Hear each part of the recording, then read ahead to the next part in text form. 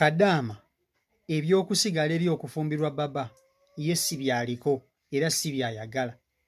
Kadaama akyayagala kudda mu Uganda wabula ky'asinga okulwanirira mwana we.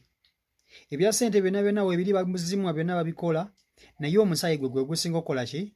Okumuluma. Wenjogerera bino nga Kadaama okudda mu Uganda amawulire malungi era essaawa yonna Kadaama agenda kuba nti ate akomezebwawo wa e Uganda. Kooti yasazeewo era neeragira Kadaama ono aweebwe ssente ze ezaali ziteekeddwa okumuweebwa eziwera ddala obukadde 150 ez'e Uganda.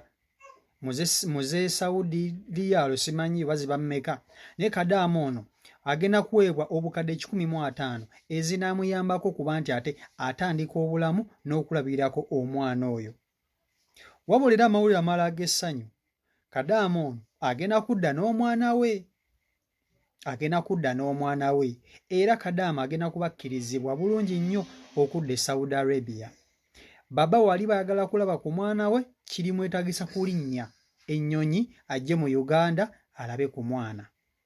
Kadaama yagaanye okusigalayo okufumbirwa baba yayagala kudda Uganda. Era ensonga zino zonna zikyekutte lwa nsonga Kadaama yagaana okusigala e Saudi yayagala kudda n'omwana we. Njagala nsonga nkutuuseko vidiyo eno naye nkusaba ogimpere ka like. Bw'ogiwa ka like etambula ku sipiida gunetuka ku buli muntu. Vidiyo yiyo. Weewaawo kantwala omukisa guno okwebaza abantu mwenna abasobodde okuyimirirawo mu nsonga za muganda waffe n'okubeerawo. Bagamba nti eyeetuukidde tanywa matabangufu ate era lubaali w'omulamu tasamirirwa. Obudde bwonna mwannyinaffe agenda ku live. Nja kukola live abeereko era ajja kubeebaza mwenna abasobodde omuyirawo omubiri mu mbeera yonna. We twagerera mwannyinaffe yandifuna obwenkanya era obudde buno ayogedde kuba okuva ejjo ng'alina abantu bayogera nabo ne mabega kadali n'abayogera nabo ewawo essimu ye ebadde leero ebeerako enkeera neevaako agisaako kaseera buseera oluusi ng'alina information gw'ayagala okuyisaawo. Wano nno njagala buli omu afunemu ekyokuyiga nti obugumiikiriza busobola okuliisa emmese ku ddiba lya kkapa. Mwannyinaffe yatuuka ekiseera nga obwetavu obuyambi bwe yeetaaga bwakudda waka bwe yajjira gyendi era ng'asaba adde waka n'omwana we naye nga kyali kizibu obudde obwo. Yensonga lwaki naleeta ensonga eno mu public era buli vidiyo egendayo bakama be bagifuna. Bakadaama abali mu nnyumba ezo ne bavunulira bikwano gyabwe oba bakama baabwe bo ne bazaayo amawulire.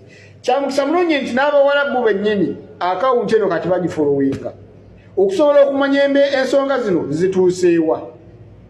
Era abakomenti nga mu luzungu mwebale nnyo kubanga bano abantu baddira komenti ezo ne bazikyusa ne bakiziza mu nnimi zaabwe ne bamanya nti ono abadde ategeeza bw'ati. Ne komenti zonna ezisinga ziwagira omwana adde ewaka asobole okusevinga obulamu. Ekitegeeza nti ekikola ekyakolebwa abantu abo tekyali kirungi.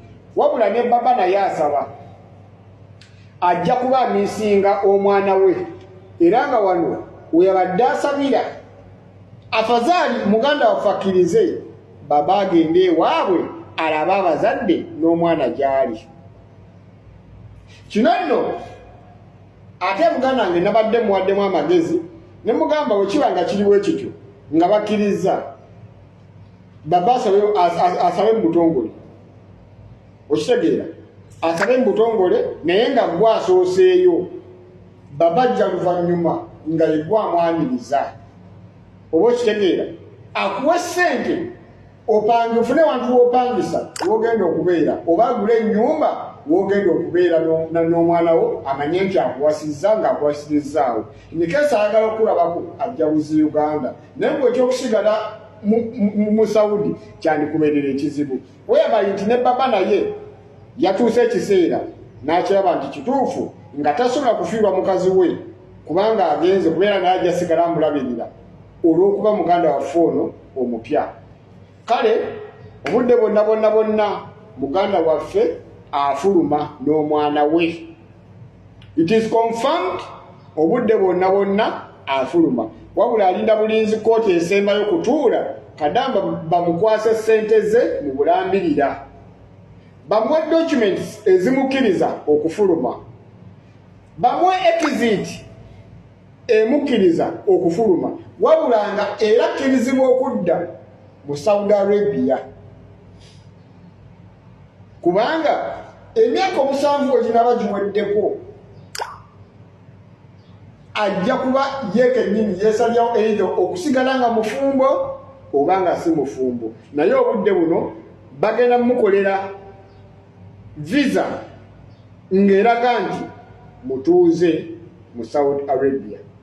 Nga waliwo abantu omuntu basobola mukolera visa oba banafuna omutuuze mu America ng'eyo oba Canada asobola okuddako ewaka naye asigala mutuuze weewa nti mwannyinaffe kati ajja kuba afuna bufunyi eya tiketi emuzabuzza Saudi Arabia si kufuna visa kubanga kizibu.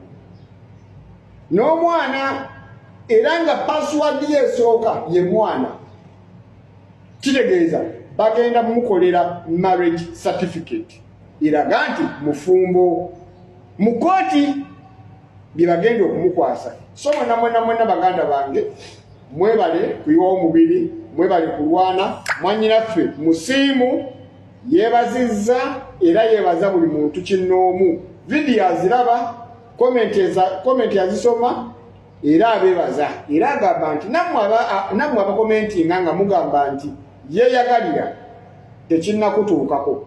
Bwe kinnakutuukako lwojja okakasa nti teyeeyagalira